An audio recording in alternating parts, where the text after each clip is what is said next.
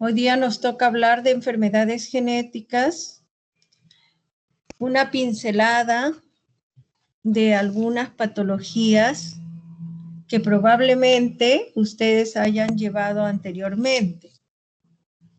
Lo primero que vamos a tomar en cuenta que las enfermedades genéticas se encuentran en todas las especialidades, se encuentran en cualquier momento, a pesar que en algunas ocasiones no dan ninguna característica fenotípica y pueden tener una enfermedad genética.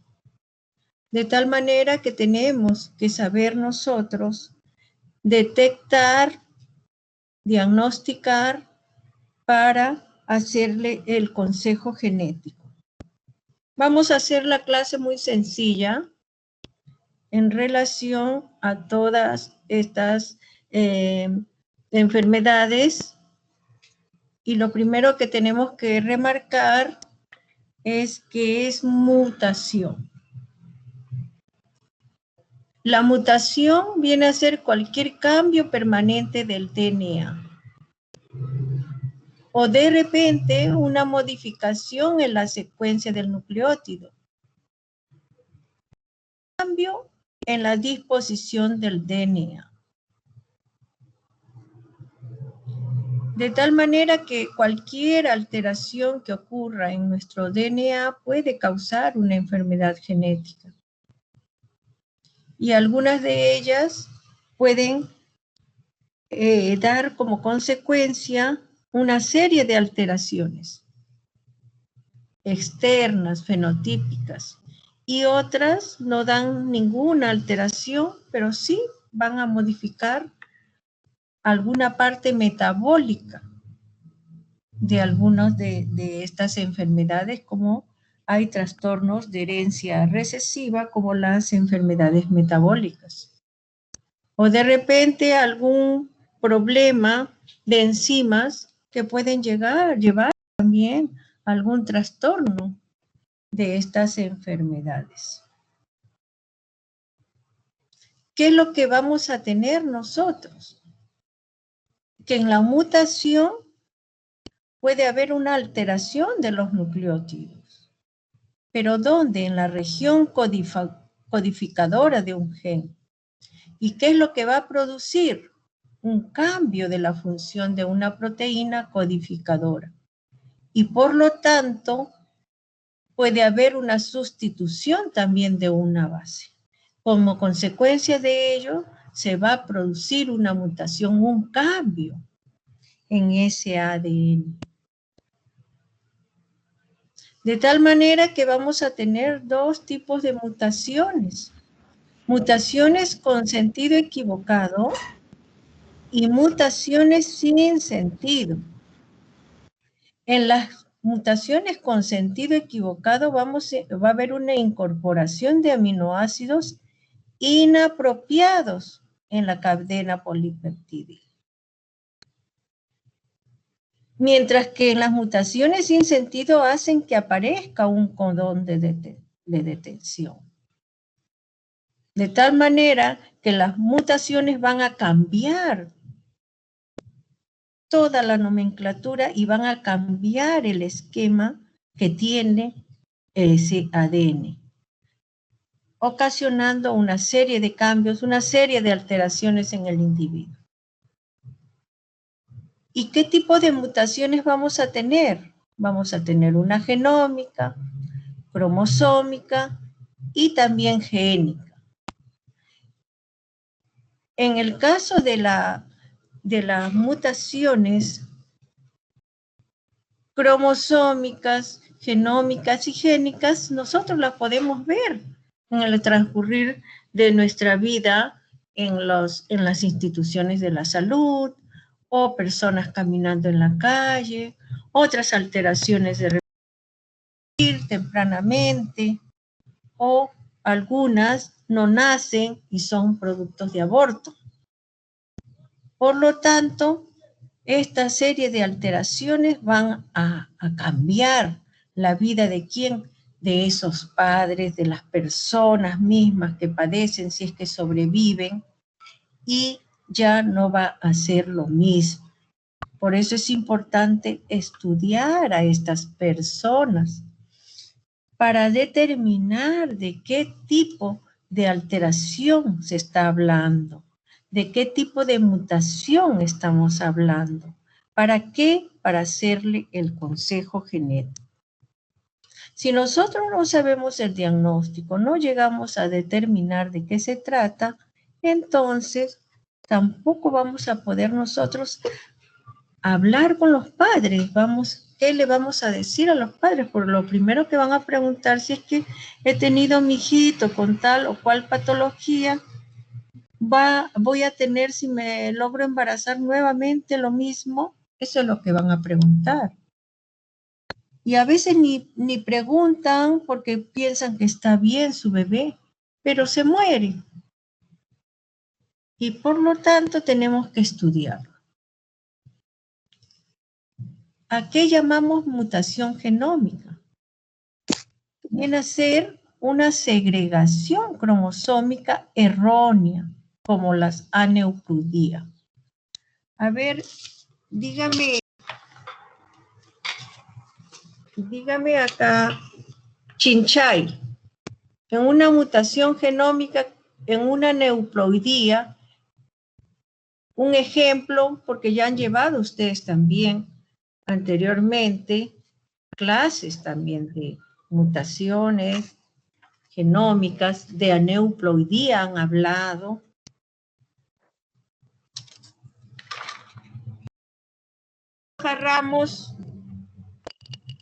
Pantoja Ramos.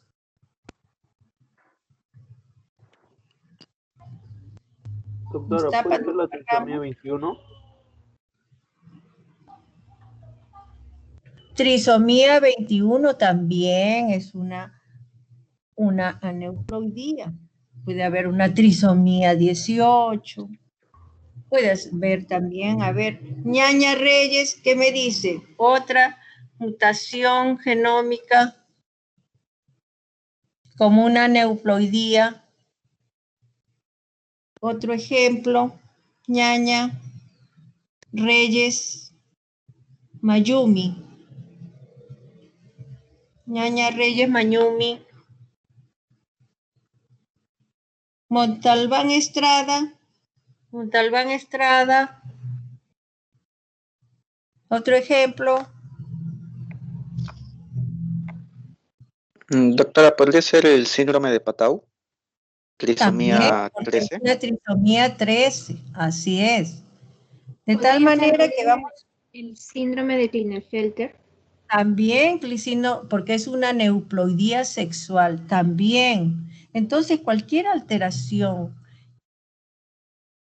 a encontrar en esos cromosomas acá en este caso, como las aneuploidías, hay segregación cromosómica errónea. Normalmente, el hombre debe de ser 46,XY y la mujer 46,XX. Y cuando hay una alteración de esos cromosomas, entonces vamos a tener que es una mutación genómica. Vamos a tener, como dijo su compañero acá, una trisomía 21, pero 47XY, varón, acá tenemos que normalmente vamos a tener que cada uno de los cromosomas se encuentran de a par. De tal manera que vamos a tener en este caso el 21 van a ser 3 en vez de ser 2. Y va a y acá entonces una alteración en el número de los cromosomas. En vez de ser 46, hay 47. Pero puede ocurrir también que hayan cromosomas de menos. Puede haber una monosomía del 13 también, o 45 cromosomas y el 13 ausente, o alguna de ellos. Puede haber aumento o disminución. Como decimos acá que la mutación genómica es segregación cromosómica errónea. Ha habido un error en esta segregación de los cromosomas. teniendo, por lo tanto, alteración de estos pares de cromosomas. Si hay un aumento del número de cromosomas del número 18, entonces sería 47XY más 18.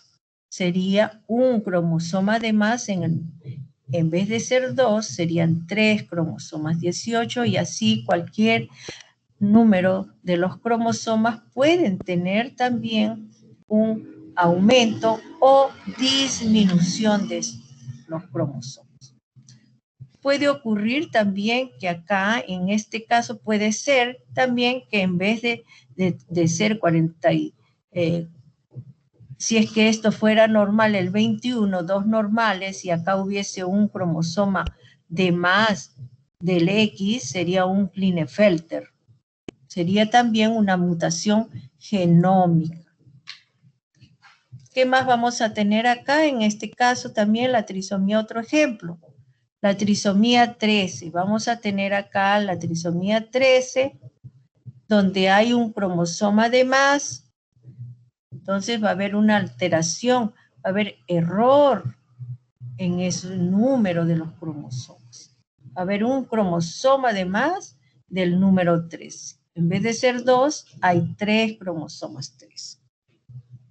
Y volvemos nuevamente a la parte de concepto, segregación cromosómica errónea, como las aneuploidías.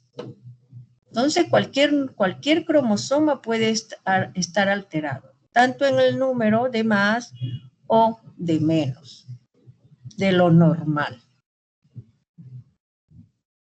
Mientras que en mutación cromosómica, vamos a tener los reordenamientos cromosómicos. Ejemplo, las translocaciones. Si bien nosotros hemos visto anteriormente una mutación genómica donde se ve el número de cromosomas van a estar errados, una segregación cromosómica errónea, mientras que en la mutación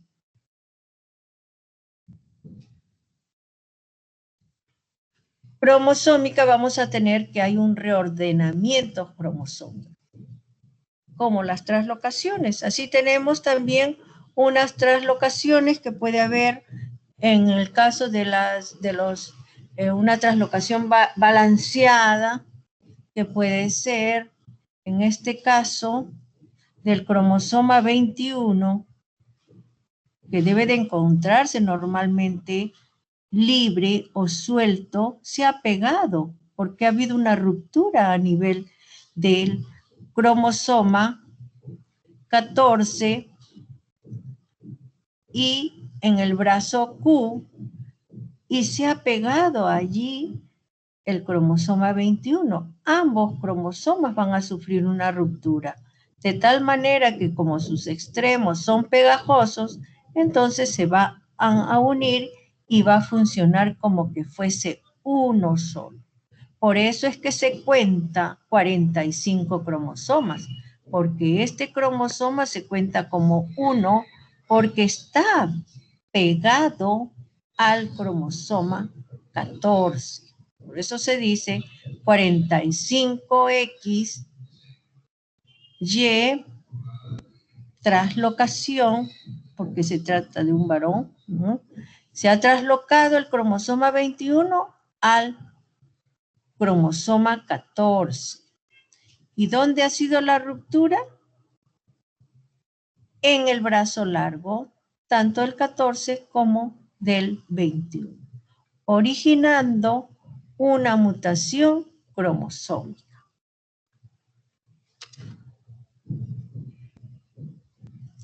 Y la mutación génica viene a ser una mutación de un par de bases. Ya va a ser más delicado y nosotros lo podemos observar si es que se le hace un examen molecular. No lo vamos a poder observar como en los casos anteriores con el microscopio óptico convencional.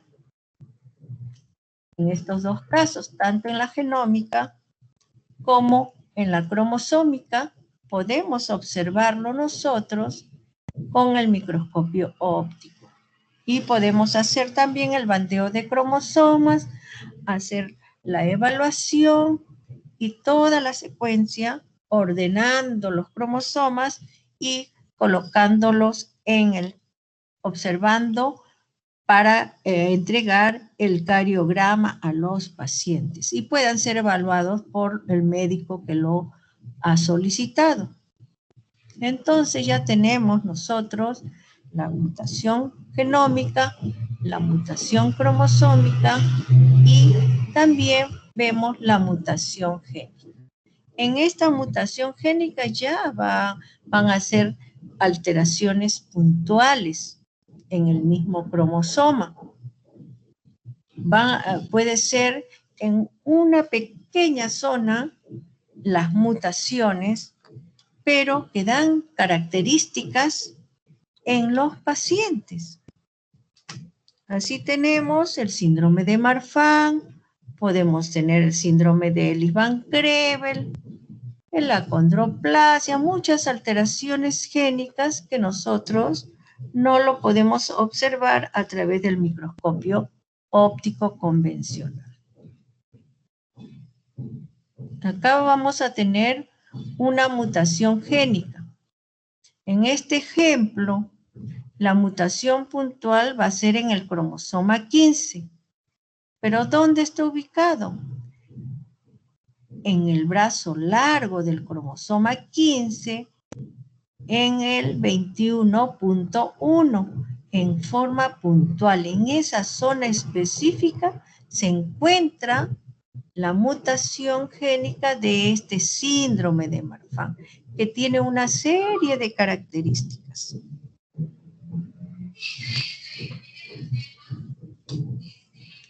A ver, dígame, Livia Cabrera. ¿Está Livia Cabrera? Livia Cabrera. Sí, doctora, presente. Livia, dígame, ¿el síndrome de Turner sería una mutación génica o qué mutación es? ¿No es una aneuploidía, no sería genómica? Ya.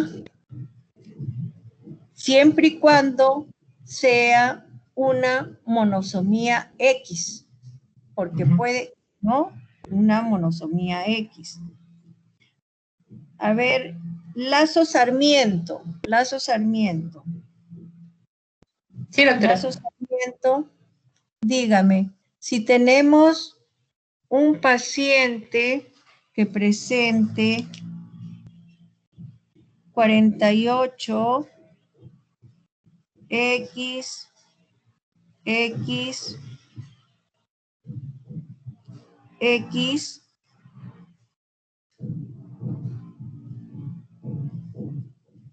Y. 48XXXY. ¿Qué cosa sería? ¿Qué mutación es? Yo le digo genómica, doctora. ¿Cómo? También se considera una aneuploidía porque hay un cromosoma más. Sería genómica. Ya, vamos a ver. Así es. Entonces ya está claro. Vamos a tener entonces una mutación genómica, una mutación cromosómica.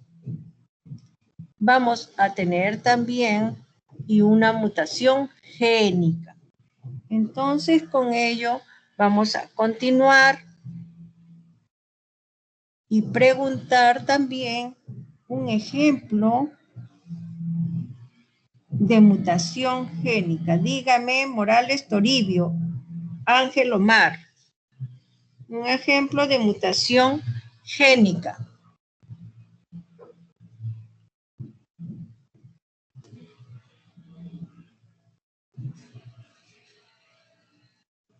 Lazo Sarmiento, Caterine.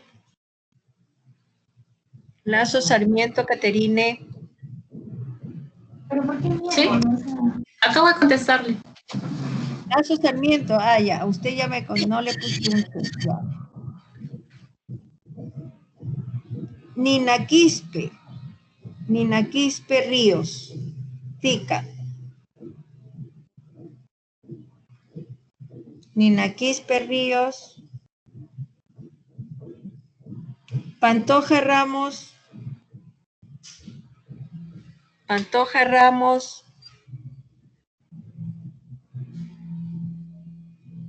Paucar Cosío.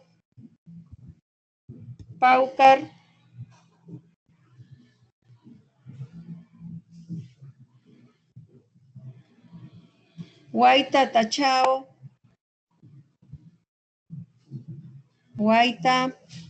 Atachao Jason.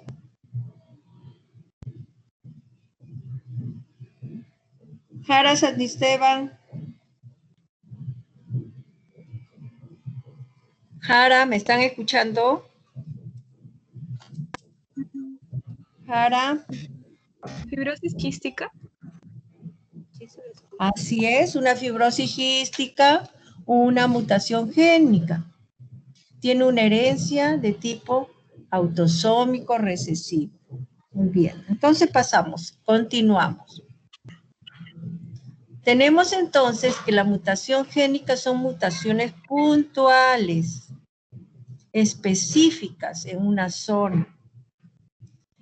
Y también decimos que en los trastornos mendelianos se encuentran las herencias de tipo autosómica dominante y herencia autosómico recesivo. De tal manera que ustedes comprenderán que estos pacientes necesitan que se les realice consejo genético. No podemos dejarlo así a la deriva.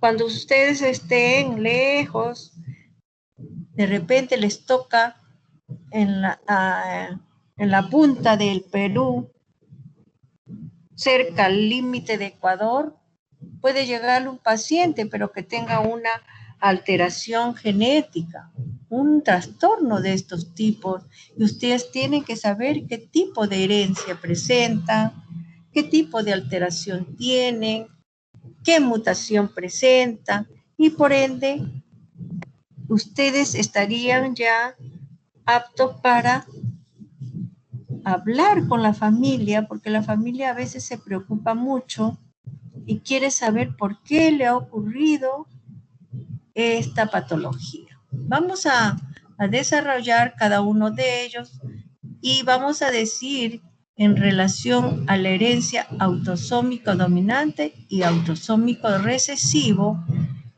que en el primero, en el autosómico dominante, todas las personas que están afectadas pueden ser de sexo masculino o de sexo femenino. Allí no se escoge qué paciente va a tener sexo femenino o masculino enfermo que presente este tipo de herencia. Y la herencia va a ser de tipo vertical. Y generalmente uno de los familiares o de los padres van a presentar una de estas alteraciones. Vamos a tener un ejemplo. En el caso de acondroplasia. Un paciente, yo recuerdo una paciente, también llegó al consultorio, llegó una pareja y para consultar por su bebé. Resulta que la señora previamente había ido a hacer los trámites porque salía de alta su bebito. Y solamente ingresó el papá al inicio y después ya se juntaron. Y comencé a hacerle la evaluación al papá y me dice que su esposa es bien pequeña. y que su bebita le han dicho que también tiene lo mismo. Al llegar la bebé con su mamá, las dos tenían acondroplasia. Tenían todas las características de acondroplasia, presentaban la frente amplia, una talla corta, los dedos en tridente, acortamiento rizomélico de extremidades superiores. Tenía la señora también una escoliosis y caminaba un poquito con los pies algo separados. Entonces, al examinar a la bebé, también tenía lo mismo. De tal manera que la herencia era de parte de ella. Autosómico dominante. Uno de los alelos presentaba el gen para la acondroplasia y le transmitió a su hijita. Su pareja, el papá de la niña, era normal y se casó con la señora y se le explicó que cabe la posibilidad que en el próximo embarazo, en un 50%, puedan tener otro bebé con acondroplasia.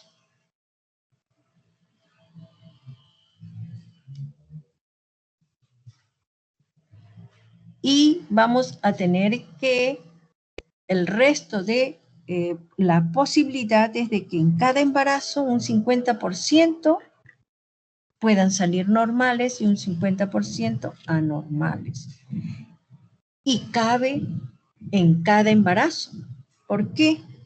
No es que ya me pasó, ya tuve mi hijita con acondroplasia, la próxima vez que salga embarazada, no me va a salir otra acondroplasia, ¿no es así? Nuevamente se vuelve a cero. El riesgo nuevamente se vuelve a cero.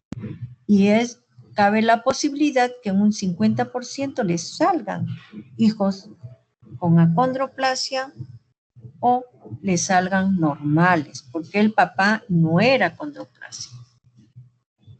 ¿Y qué más? Vamos a tener que en general todos los individuos afectados son heterocigotos para este gen de la acondroplasia, ¿no? En el ejemplo.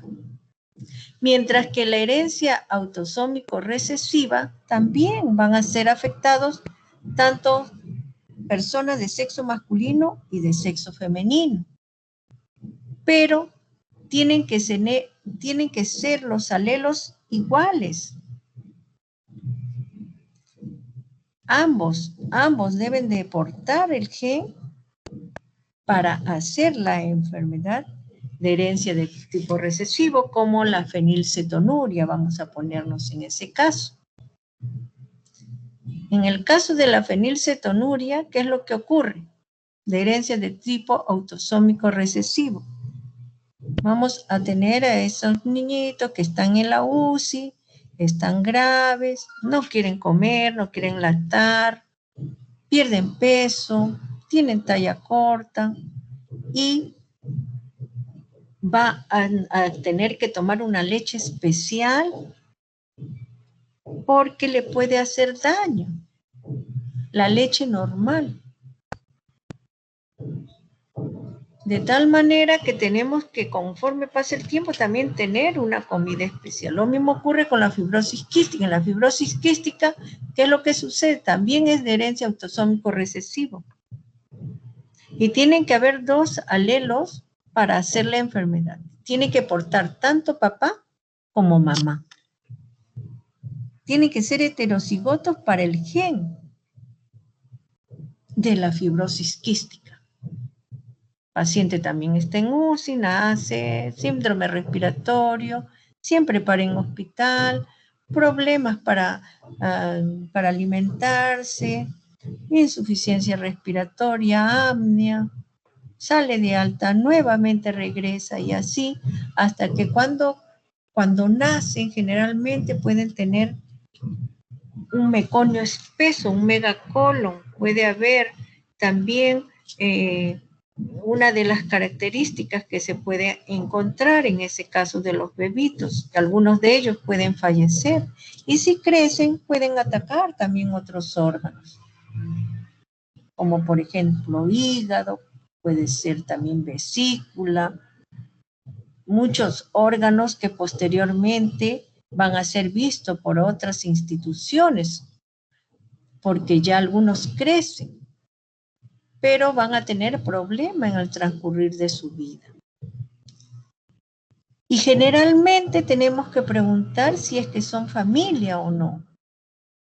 Generalmente puede haber una mutación también, a veces no son familia, pero puede haber una mutación de un gen y el otro puede ser portador y puede también presentarse, puede ser de novo también. Y el riesgo de recurrencia para hermanos del afectado es de un 25%. Entonces, en un 25% pueden presentar esta herencia de tipo recesivo. Aquí tenemos síndrome de Marfan. También esta es una enfermedad genética, pero de tipo autosómico dominante. ¿Y qué vamos a tener en este caso? Que ese gen se encuentra, como habíamos dicho, en el cromosoma 15, brazo largo del cromosoma 15, 21.1. ¿Y qué más va a haber? Una alteración, hay un codificador de la fibrilina, va a haber un problema a nivel de la fibrilina, de tal manera que vamos a presentar niños o pacientes con problemas a nivel del periostro, de la subluxación del cristalino, va a tener una frecuencia de 10.000 a 20.000 pacientes. Y en estos casos los pacientes van a tener alteración del tejido conjuntivo. ¿Por qué? Porque la fibrilina está alterada. Y ellos van a intervenir en las microfibrillas. Y por lo tanto ellos van a tener alteraciones de ese tejido.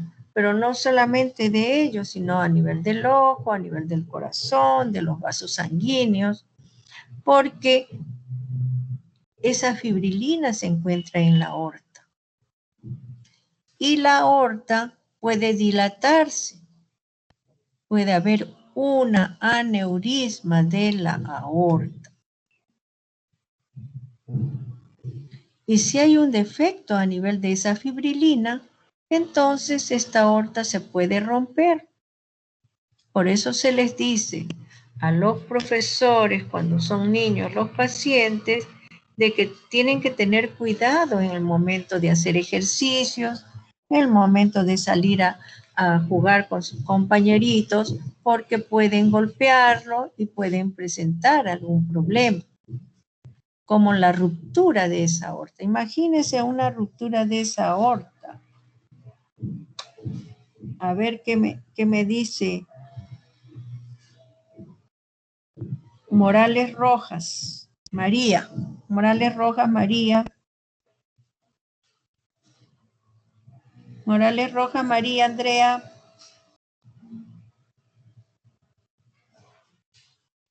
Morales Rojas.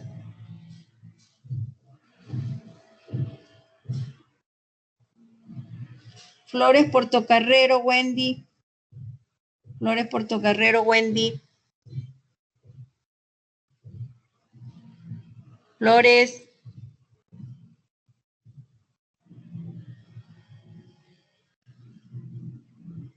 Fuentes Chuquimango.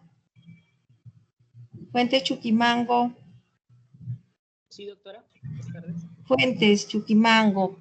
Si es que este paciente con síndrome de Marfan presenta en la aorta una lesión, alteración de la fibrilina, ¿qué le puede ocurrir a este pacientito? Le podría dar un infarto en todo caso. La aorta presenta una alteración de la fibrilina. En la pared de la aorta va a ocurrir un aneurisma. Claro, trombos. Y si ocurre un aneurisma, ¿qué es lo que puede suceder?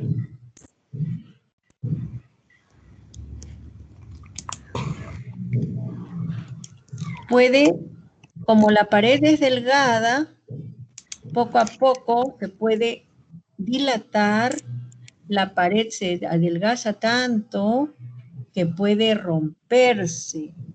¿Es esa emergencia o no es emergencia?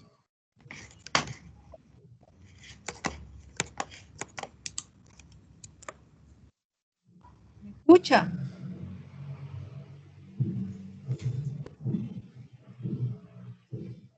¿Me escucha? Sí, doctora. Sería una emergencia. Una emergencia y es catastrófico, el paciente se muere porque se rompe la aorta, la sangre va a salir a borbotones. El paciente se va a morir, por eso es una de las cosas graves que puede ocurrir en estos casos y se le tiene que alertar al personal no solamente de las escuelas educativas, sino a los familiares para que tengan cuidado. Los niños no se cuidan y los niños juegan y ellos pueden de repente hasta pelearse con otro niñito, pero puede ocurrir que se pueda romper esa aorta. Por eso es importante hacer el seguimiento, hacer las evaluaciones periódicas, no solamente de los vasos sanguíneos, sino, mire, también tiene que ver esa fibrilina hasta con el periósteo. El periósteo también tiene fibrilina. Los ligamentos del ojo, ligamento suspensorio al cristalino también, por eso ellos usan unos lentes muy gruesos. Tienen problemas también visuales. Y por lo tanto tenemos que hacer que estos pacientitos sean monitorizados, sean evaluados periódicamente una vez que se les diagnostica. ¿Qué más van a presentar? Son traviesos también, como todo niño. Hipermovilidad de las articulaciones. Pueden también luxarse, pueden fracturarse, una miopía, pero bien grave. La subluxación también que habíamos dicho del cristalino. ¿Por qué motivo? Porque hay una alteración de la fibrilina. ¿Qué más van a presentar? También los dedos muy largos, aranodactilia. A ver, todos ustedes traten de cruzar su dedo, que el dedo pulgar cruce toda su mano. En estos casos, estos pacientes sí pueden cruzar y doblar ese pulgar. Y los dedos son bien largos. De tal manera que les han llamado aranodactilia. Son bien flexibles. ¿Y qué más van a presentar? No solamente eso, sino van a presentar anomalías del tórax. Van a tener a nivel del pecho pectus excavatum. Cuando el pecho está excavado, tiene como una cavidad, una hendidura a nivel de la región anterior del tórax. Pectus carinatum, cuando el tórax más bien sobresale hacia afuera, ya no está hundido, sino sobresale hacia afuera. Puede presentar a nivel de la columna vertebral escoliosis. Y pueden presentar también, como les habíamos dicho, la aranodactilia. Pueden hacer una vida normal, pero siempre evaluándose y cuidándolo y haciéndole seguimiento a través de los diferentes exámenes.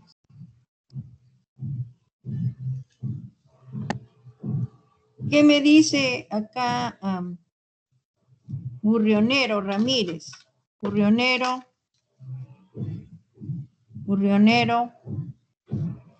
Ramiro Carlos, Ramírez Carlos, Urrionero ha venido.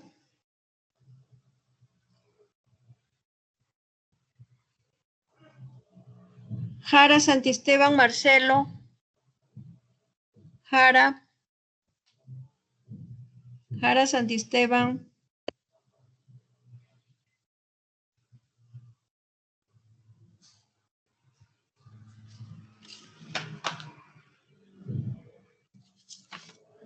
A ver.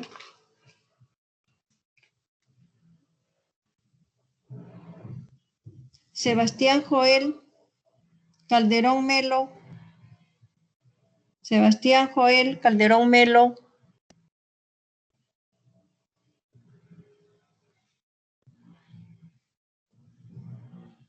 Lisette Carazas.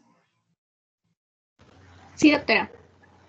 Lisette, sí se escucha, ¿no? ¿O no están los Sí. compañeros? Sí, Ya, se a ver, escucha, doctora. Lisette, tiene un paciente que presenta una serie de anomalías, como hemos expuesto. ¿Qué cosa le diría a los papás en ese caso? Tiene un niño de recién que se le ha detectado que tiene un síndrome de Marfan con todas las características, antecedente de que el papá tiene síndrome de Marfan, el niñito también presenta síndrome de Marfan y la señora está embarazada. Esta señora está embarazada, la mamá de ese niñito está embarazada. Primero podría decirle de las complicaciones que podría presentar después de haber nacido, después del nacimiento de su hijo que tiene ahorita en espera, y poder de repente determinar con algunas pruebas las posibilidades de que se pueda presentar nuevamente el síndrome de Marfan en el niño que tiene ahorita posiblemente para que nazca, ¿no? A ver, en el caso vamos a ver que me diga Rosario del Pilar, Casas Reyes. Doctora, esa compañera sí me escribió porque no tiene internet, parece que ha tenido problemas en la zona donde vive y no tiene internet ahorita. Córdoba Villodas Rosa. Villodas Rosa. Villodas. Córdoba.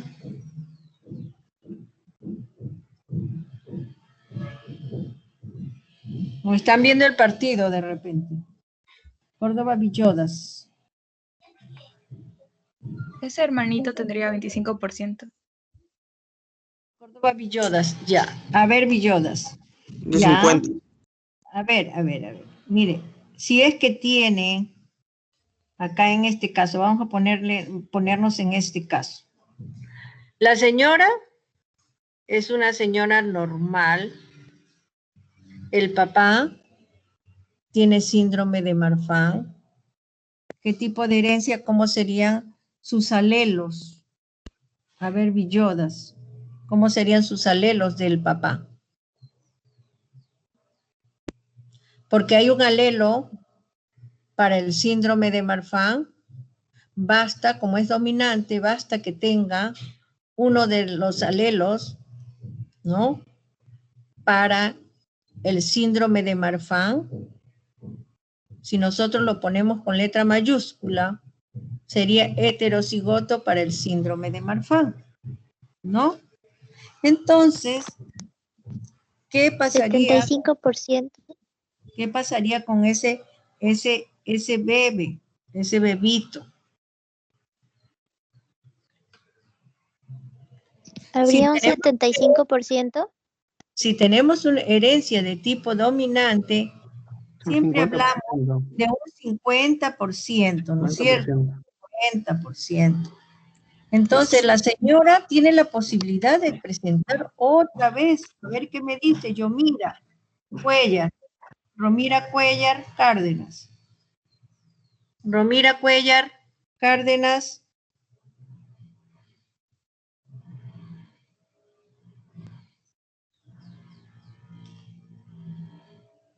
Albeniz Orestes. Eduardo. Sí, Albeniz, buenas tardes. Albeniz, buenas tardes. Dígame, le estoy preguntando a sus compañeros. Esta señora que está embarazada está preocupada, quiere saber si es que su bebito que está esperando va a presentar síndrome de Marfan. ¿Qué le vamos a decir? ¿Que sí o que no? ¿Qué le vamos a decir? No tenemos nosotros el examen molecular. No contamos con ese examen. ¿Qué cosas haríamos? Lo primero que haríamos nosotros. A ver, número 1, ¿qué haríamos? Porque ya me han dicho lo demás, otras cosas.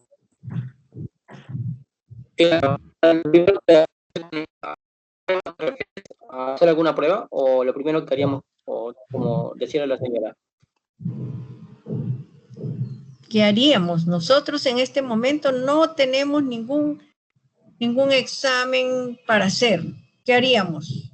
No contamos, somos un lugar, pues, estamos en el tercer mundo, no tenemos exámenes moleculares en nuestras instituciones. ¿De qué arma nos valemos?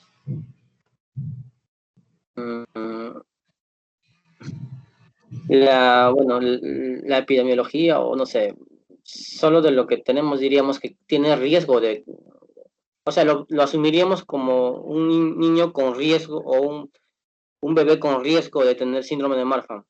No, en el peor caso es considerarlo como que sí podría tener, que tenga, por los antecedentes. A ver, Luis Paul Carrizo Porras, Luis Paul Carrizo Porras, ¿qué le diría a esta paciente? ¿Qué harían ustedes? ¿Me escucha? Sí, le escucho perfectamente. Sí. No contamos con examen molecular. ¿Con qué contamos nosotros? Todos nosotros, ustedes, yo. ¿Qué haríamos?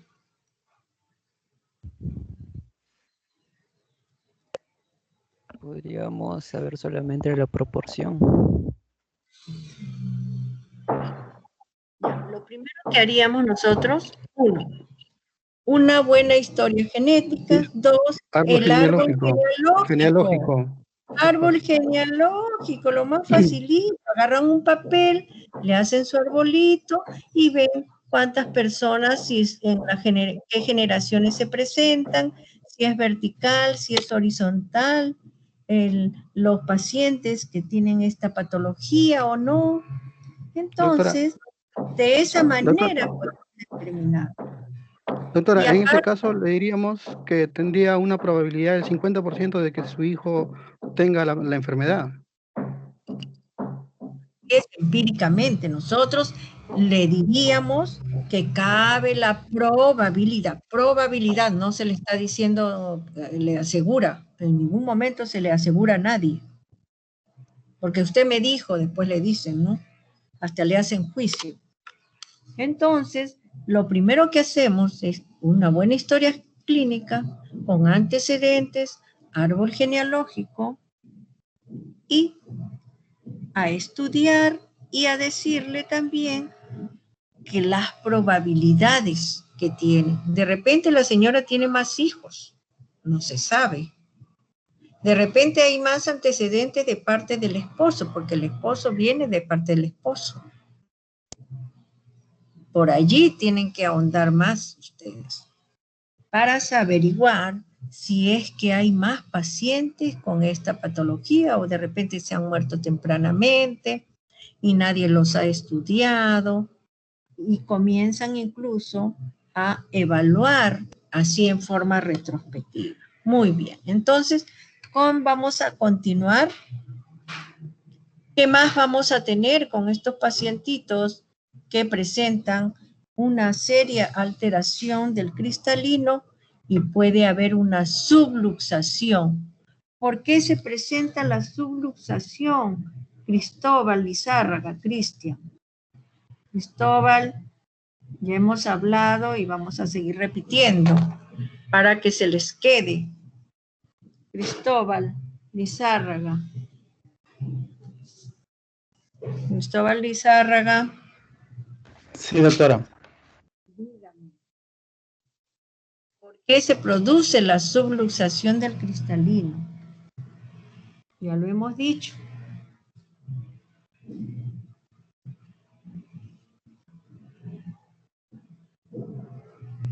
Vamos a regresar, mire, para que se acuerde.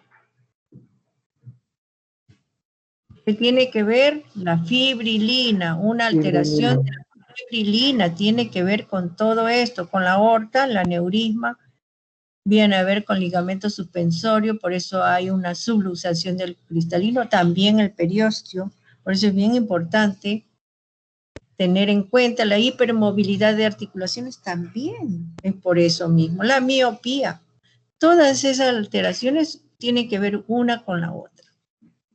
Y va a haber un prolapso de la válvula mitral en un 2 a un 5%. Por eso es importantísimo evaluar a los pacientes, el corazón, los ojos, los vasos sanguíneos, los grandes vasos, y estar pendientes de ellos. Y van a tener también problemas coronarios, problemas cardíacos, por lo mismo que tienen que ver con la fibrilina. En otras patologías, vamos a pasar a otro tema, ya hemos ahondado en estas patologías. ¿Qué es lo que vamos a tener también? Otra enfermedad que es más frecuente, miren. 1 cada 3.000 a 5.000 recién nacidos, la neurofibromatosis o NF1. También es otra enfermedad de herencia autosómica dominante. Entonces basta un gen para la neurofibromatosis para hacer la enfermedad. ¿Y dónde se encuentra localizado? En el cromosoma 17q11.2. Y el síndrome de Marfan-Anef, ¿en qué cromosoma se encuentra? Anés Almeida. En el 13. En el 15, ¿se acuerdan? Vamos a regresarlo. Vamos a regresarlo. Ahí está. En el cromosoma 15, Q21.1. Y acá, mientras en este caso de la neurofibromatosis se encuentra en el cromosoma 17, Q11.2. En estos casos puede haber una expresividad variable, una penetracia completa, puede encontrarse lesiones a nivel de la piel, con manchas de color. Sí, dígame. ¿Qué significa el punto 2? No le escucho, no se escucha bien. ¿Qué significa el punto 2? O sea, cromosoma 17, brazo largo. Entonces ustedes, allí hay unos grupos y unos subgrupos. Dentro de la clasificación de los cromosomas hay unos espacios. Hay unos espacios, unos codones, van a haber unos lugares, unos sitios especiales donde están comprometidos, como decir, subgrupos de los grupos. Entonces, allí hay unos lugares puntuales especiales dentro de ese espacio.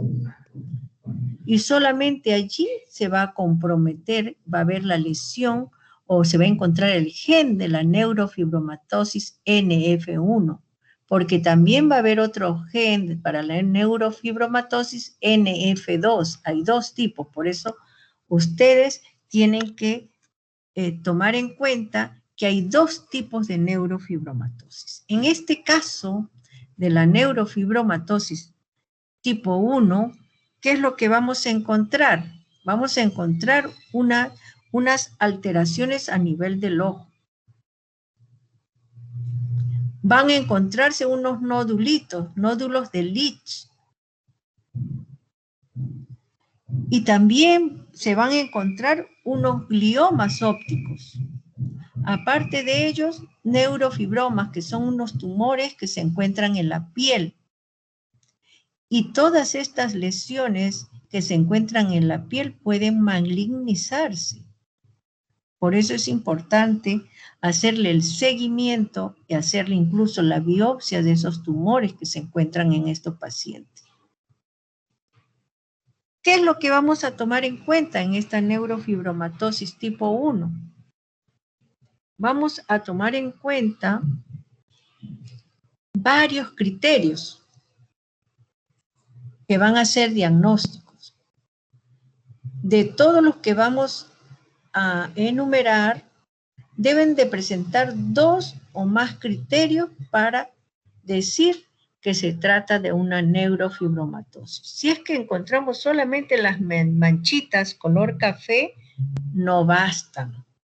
Tienen que haber más características, más de 2 características para considerar que se trata de neurofibromatosis. Ustedes han podido ver en las calles personas caminando que presentan lesiones en la piel que muchas veces se acomplejan y tratan de tapar sus extremidades, a veces salen en la cara, que es bien notorio y grotesco, y otras veces se encuentran en el cuerpo, al menos allí lo pueden tapar, porque desde pequeños ya empiezan a preguntar o le ponen apodo los amiguitos y le hacen bullying.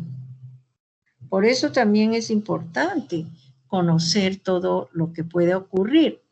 Entonces, vamos a empezar. Uno de los criterios es 6 o más manchas café con leche. Vamos a ver una foto. Entonces tenemos acá que hay una mancha, 2, 3, 4, 5, 6, 7, 8, hay bastantes manchas. Pero el criterio dice 6 o más manchas café con leche. Solamente eso, 6 o más manchas café con leche. No basta que haya una sola mancha. ¿Qué más? A nivel axilar, buscar pecas. Pero no solamente buscar en las axilas, sino también en la ingle.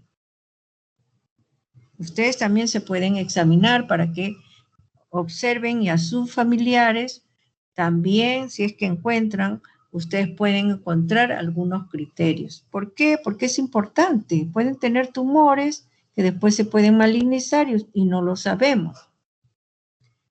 Entonces ya vamos con 2 características, 2 criterios. 6 o más manchas, café con leche, pecas en axila o ingle, 2 o más neurofibromas, estos tumores, unos tumores. 2 o más neurofibromas de cualquier tipo o un neurofibroma plexiforme. 2 o más nódulos de Leach. Puede encontrarse también glioma óptico, que es ese tumor. Acá tenemos las manchas café, por eso le dicen café con leche, porque tiene manchas oscuras, unas manchas más claras, la piel que va a contrastar con el resto, otros satélites, otras manchitas satélites que se encuentran de diferentes tamaños, lesiones óseas también en el hueso esfenoide que están deformados o una pseudoartrosis. Antecedente de un pariente de primer grado diagnosticado de neurofibromatosis. Pero ese pariente debe de ser diagnosticado con neuromatosis con los 6 criterios. Entonces vamos a encontrar nosotros que tenemos que hacer un examen exhaustivo. De repente no le aparece todas las características en un momento dado, pero en el tiempo puede ir apareciendo. Por eso es importante hacer el seguimiento de estos pacientes. Hacerle no solamente una consulta, sino varias consultas. De aquí le podemos decir, venga en un año a hacer su examen para evaluarlo. Y se le puede ir pidiendo otros exámenes. Acá tenemos todas estas manchitas que se encuentran los nódulos de Leach en este pacientito. Y esa es una de las características que podemos encontrar en la neurofibromatosis tipo 1. Aparte de ello, también pueden presentar otras alteraciones, como la discapacidad para el aprendizaje, puede tener hipertensión, escoliosis, alteraciones óseas, displasias, talla baja, afectación cutánea leve en un 75%. A veces las manchas pueden ser varias manchitas, café, y vemos al final que podemos diagnosticar a este paciente. A diferencia de la neurofibromatosis 2, vamos a tener que está localizado el gen en el cromosoma 22, diferente a la neurofibromatosis 1 que está en el cromosoma 17. Y aquí felizmente es menos frecuente, se encuentra en 1 cada 40.000 pacientes. Vamos a revisar y recordar que en este caso vamos a encontrarlo en la neurofibromatosis 1, 1 cada 3.000 a 5.000 pacientes. Ambos tienen herencia de tipo autosómico dominante. Y el neurofibromatosis 2, se presenta rara vez, 1 en cada 40.000 pacientes. Y las lesiones son mucho más severas que los anteriores. Y van a presentar en estos casos unas manchas más grandes. Y van a presentar gran cantidad de lesiones a nivel de la piel, que son deformantes, incluso algunos grotescos, que pueden ser en las manos, en la cara, y algunos coalescen, y todas esas lesiones también pueden malignizarse, así como las lesiones que se encuentran en la neurofibromatosis 1, acá también podemos encontrar tumores y manchas también café con leche que pueden también encontrarse. Vamos a tener otra paciente con lesiones severas a nivel de todo el cuerpo. Y se trata de el neurofibroma o neurofibromatosis tipo 2. Son lesiones de diferentes tamaños, algunas muy pequeñas y otras muy grandes como esta, que no solamente se encuentran en el dorso, sino también van a deformar la cara, las extremidades, y pueden encontrarse a nivel de todo el cuerpo. ¿Y qué es lo que van a presentar estos casos? Van a presentarse también unos neuromas acústicos bilaterales. Puede haber un schwannoma vestibular y pueden dar algunos signos, unas sintomatologías con problemas auditivos, con problemas vestibulares. Puede haber también tumores intracraneales, meningiomas intracraneal o paraespinal. También otros tumores como astrocitoma espinal. Aparte de las lesiones que tiene la paciente, por eso se dice que es más severo su cuadro, también van a presentar tumores a nivel cerebral, van a presentar lesiones severas que van a comprometer todo su organismo. ¿Cómo van a ser las manchas de estos casos? Porque en este caso también de los neurofibromas tipo 2, también van a haber manchas café con leche.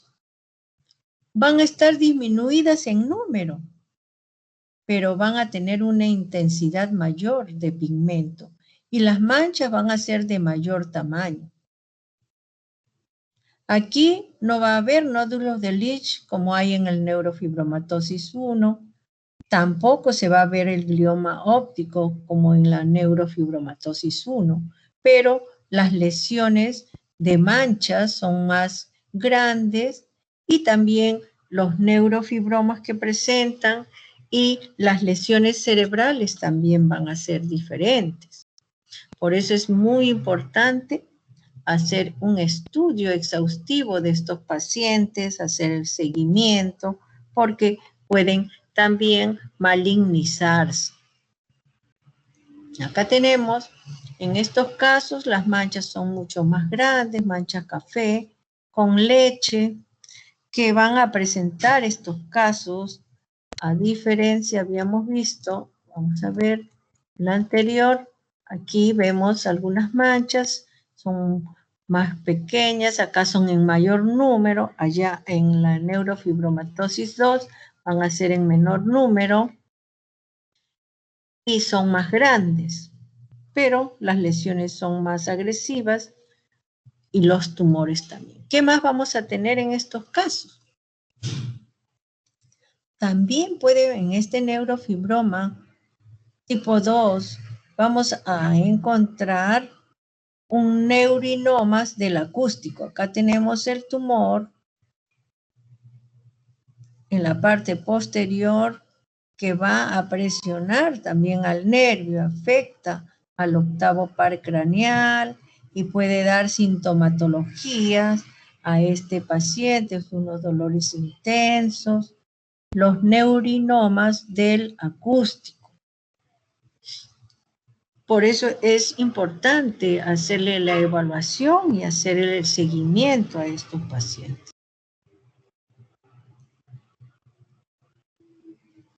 ¿Qué más vamos a ver nosotros? Entre otras enfermedades, habíamos visto ya varias patologías. Vamos a ver las patologías de mutación, vamos a ver las mutaciones génicas, cromosómicas, vamos a ver también las herencias de tipo autosómico dominante, también herencias de tipo autosómico recesivo, y entre una de ellas vamos a ver las enfermedades de depósito lisosomal. También son enfermedades que tienen también una herencia de tipo recesivo. Tendrían que tener 2 alelos para el gen de las diferentes enfermedades.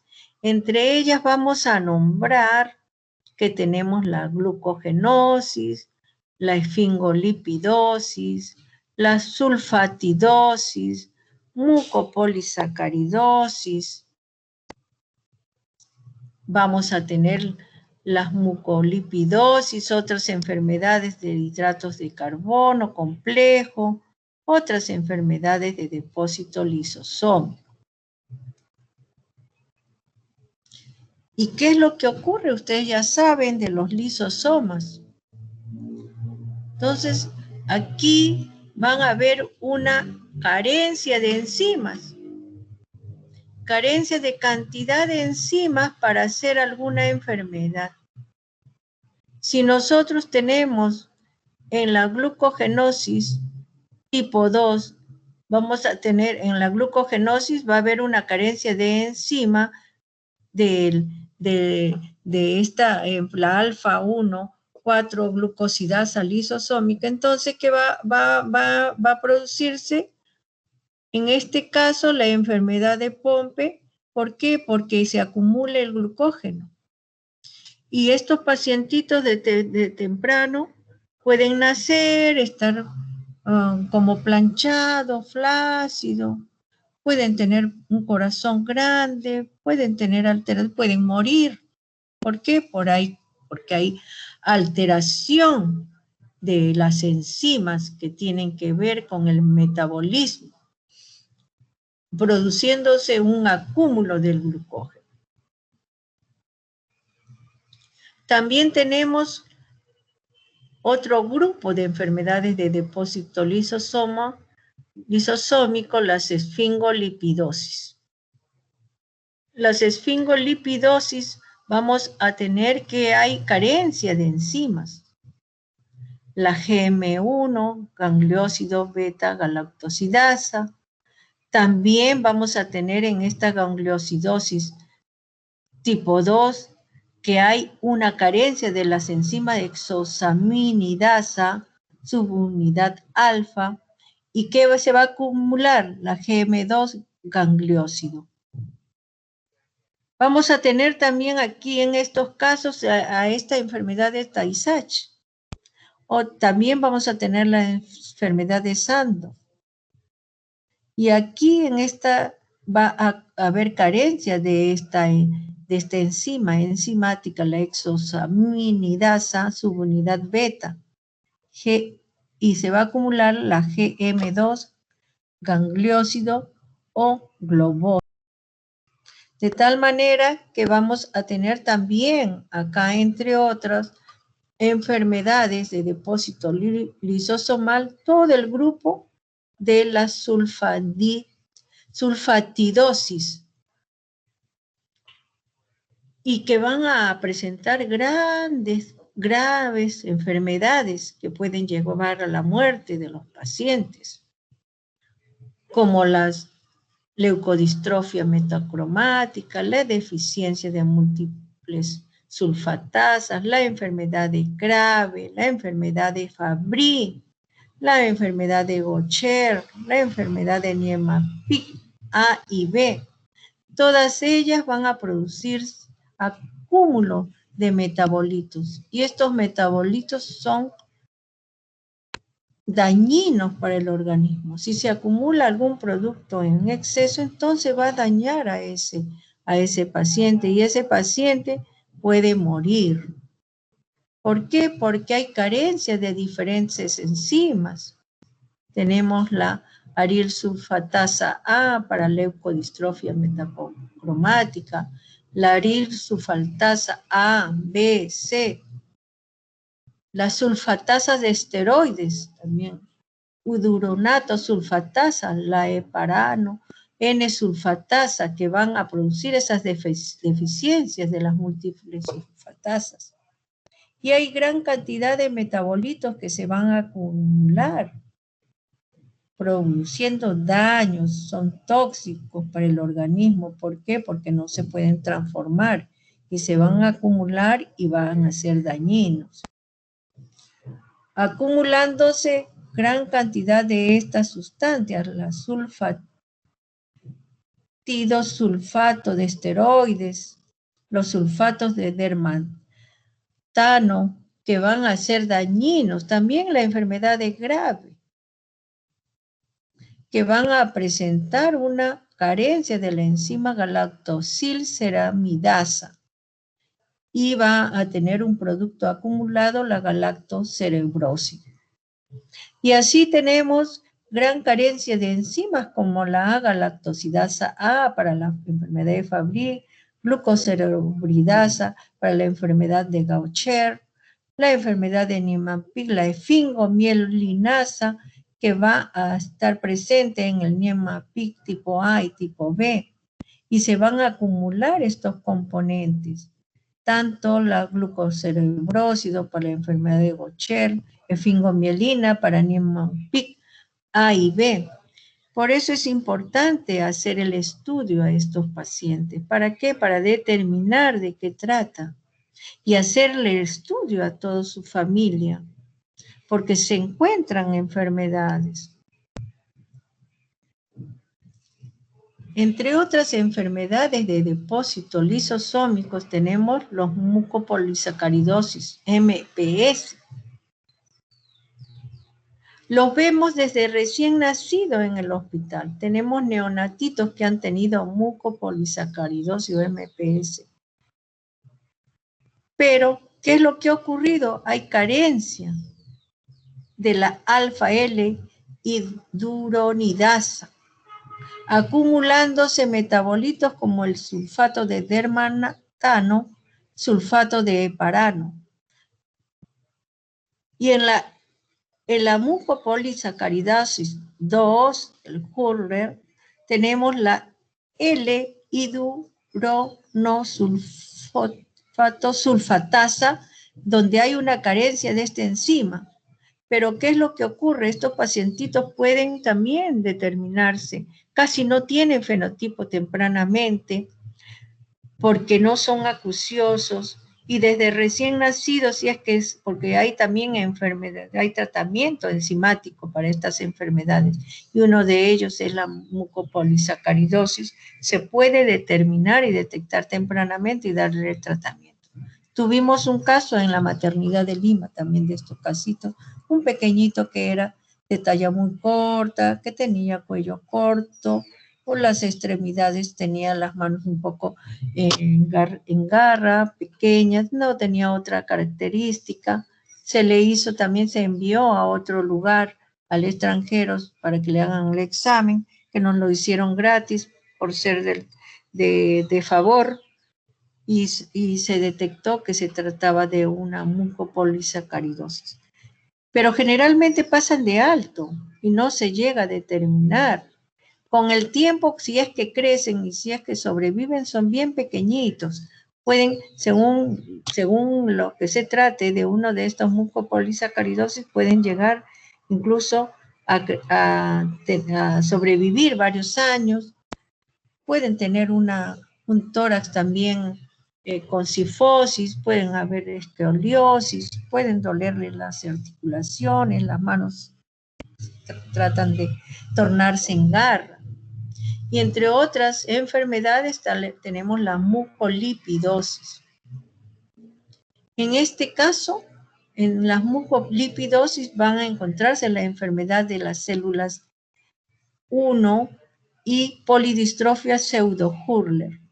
¿Y qué es lo que va a haber? Carencia de la enzima, deficiencia de enzimas fosforilantes, que son muy importantes para formación y reconocimiento de la manosa 6-fosfato. Acumulándose entonces mucopolisacáridos y glucolípidos, haciéndose tóxico. Eso es lo que le hace daño. Entonces hemos visto que todas estas alteraciones pueden encontrarse y nosotros podemos hacer que los familiares nos den más, nos indiquen más, nos cuenten más de qué es lo que ocurre con su familia, siempre y cuando nosotros los orientemos. Si nosotros no sabemos que existen, debemos de saber que existen estas enfermedades, podemos también diagnosticar alguna de ellas. Muy bien, muchas gracias por su atención. Hemos terminado hoy día con la presentación y mañana nos vamos a ver nuevamente. Doctora, quería hacerle una pregunta. Creo que mencionó que hay un examen que se hace a los bebitos para ver si es que, bueno, yo recuerdo que era fibrosis quística, galactosemia, creo que se le pincha el piecito, pero no recuerdo el nombre de ese examen que se le hace a los bebés para descartar ese tipo de enfermedades. Ah, bueno, ya. Nosotros hacemos un examen, ese es un examen de tamizaje neonatal. Ese examen de tamizaje neonatal se hace en el Instituto Nacional Materno Perinatal. Ha sido aprobada como ley, hay una norma y le hacemos el tamizaje para 4 enfermedades a todos los neonatos. Para detección del hipotiroidismo congénito, la hiperplasia suprarrenal congénita, la fenilcetonuria y la fibrosis quística. Todas estas enfermedades, tanto la fenilcetonuria, la fibrosis quística y la hiperplasia suprarrenal congénita, tienen herencia de tipo autosómico recesivo. Son enfermedades genéticas que le podemos detectar a tiempo con una sola gotita de sangre en una tarjeta de cartoncito especial. Colocamos unas gotitas de su piececito y con esas gotitas, unas 5 gotitas o 6 gotitas colocamos en esas tarjetas, las secamos y le envían a la maternidad de Lima o al centro donde le hacen la detección como Seguro Social, donde se le hace el examen y se le remite el resultado. Nosotros estamos haciendo esos exámenes también. Mientras que en el hipotiroidismo congénito tiene varios tipos de herencia. Tiene herencia de tipo dominante, de tipo recesivo, incluso herencia ligado al X. Y es muy importante ver los antecedentes. No solamente antecedentes de la mamá y del papá, sino de sus familiares en general. Por eso es importantísimo estudiar a cada uno de estos pacientes. Muy bien, eso es todo. Más bien voy a un ratito a descargar la lista. Muy bien. Han venido 70 alumnos.